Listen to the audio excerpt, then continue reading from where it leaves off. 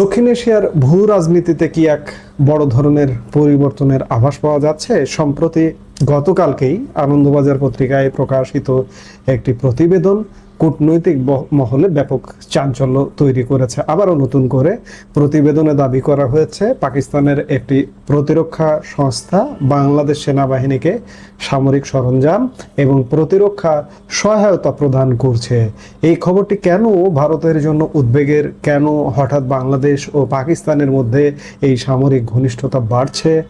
আনন্দবাজারের প্রতিবেদন অনুযায়ী পাকিস্তানের একটি নির্দিষ্ট ডিফেন্স এজেন্সি এখন বাংলাদেশ সেনাবাহিনীকে নানা ধরনের সামরিক সরঞ্জাম সরবরাহ করছে। দীর্ঘ সময় ধরে বাংলাদেশ ও পাকিস্তানের সম্পর্কের মধ্যে যে শীতলতা ছিল তা কি তবে এখন সামরিক সহায়তার হাত ধরে উষ্ণতায় রূপ নিচ্ছে? প্রতিবেদনে স্পষ্ট করা হয়েছে যে এই সহায়তার মধ্যে কেবল সাধারণ সরঞ্জাম নয়, বরং উন্নততর প্রতিরক্ষা সরঞ্জাম এবং কারিগরি সহযোগিতার বিষয়টিও উঠে এসেছে। আমরা যদি ইতিহাসের দিকে তাকাই তবে দেখব বিগত কয়েক দশকে বাংলাদেশ ও পাকিস্তানের সামরিক সম্পর্ক এতটা প্রকাশ্য বা গভীর ছিল না, কিন্তু বর্তমান বৈশ্বিক এবং আঞ্চলিক প্রেক্ষাপটে এই পরিবর্তনটি অত্যন্ত তাৎপর্যপূর্ণ। পাকিস্তানের সাথে মাখামাখিটা কখন থেকে শুরু হয়েছে আপনারা তো দেখেছেন। আওয়ামী লীগ সরকারের পতন হবার পরে ইউনূসের অন্তর্বর্তীকালীন সরকার, সেই সময়ে পাকিস্তানের আনাগোনা এটা একদম প্রকাশ্য ছিল, আপনারা দেখেছেন। তারই ধারাবাহিকতায় এখন সামরিক সরঞ্জাম সরবরাহের কাহিনী ঘটছে। আনন্দবাজারের রিপোর্টে বলা হয়েছে এই সামরিক সহায়তার তালিকায় রয়েছে গোলাবারুদ, কামানের গোলা এবং সম্ভবত বিশেষায়িত ক্ষুদ্রাস্ত্র। পাকিস্তানের প্রতিরক্ষা উৎপাদন ক্ষমতা গত এক দশকে অনেকটাই বেড়েছে, বিশেষ করে চীনের সহায়তায়। এখন পাকিস্তান সেই সক্ষমতা বাংলাদেশের দিকে প্রসারিত করতে চাইছে। বিশেষজ্ঞদের মতে বাংলাদেশ সেনাবাহিনী তাদের ফোর্সেস গোল 2030-এর অধীনে সামরিক বাহিনীকে আধুনিকায়ন করছে।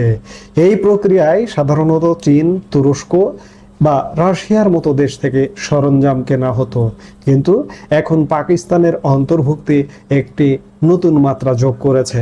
এখানে প্রশ্ন ওঠে, বাংলাদেশের এই সিদ্ধান্তের পেছনে কি শুধুই সামরিক প্রয়োজনীয়তা, নাকি এর পেছনে কোনো গভীর রাজনৈতিক সমীকরণ কাজ করছে?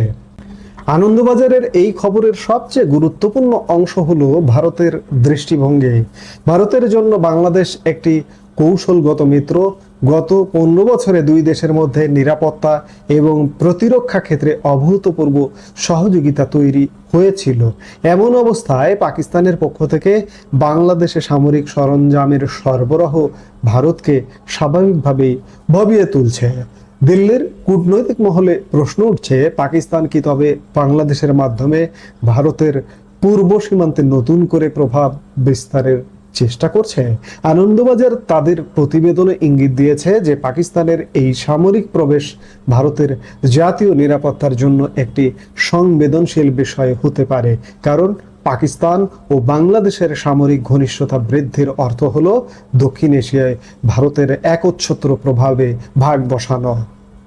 তবে মুদ্রার অন্য পিছু আমাদের দেখতে হবে। বাংলাদেশ একটি স্বাধীন দেশ হিসেবে তার সামরিক প্রয়োজনে যে কোনো দেশের সাথে চুক্তি করার অধিকার রাখে। আনন্দবাজারের এই সংবাদের ভিত্তিতে বলা যায়, বাংলাদেশ সম্ভবত তাদের প্রতিরক্ষা সরঞ্জামের উৎস বহুমুখী করতে চাইছে।